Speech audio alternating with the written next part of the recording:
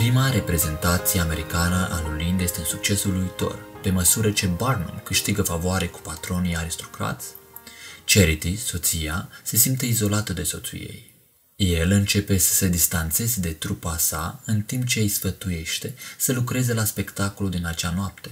Înșelați, ei decid să se opună hărțuirilor din partea localnicilor și să arate ce sunt ei cu adevărat.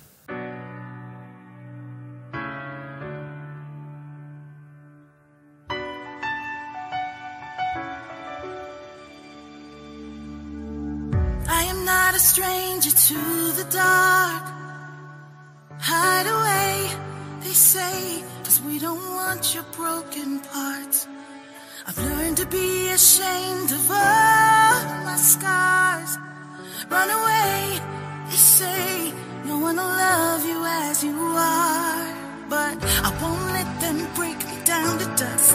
I know that there's a place for us, for we are glorious. This is me.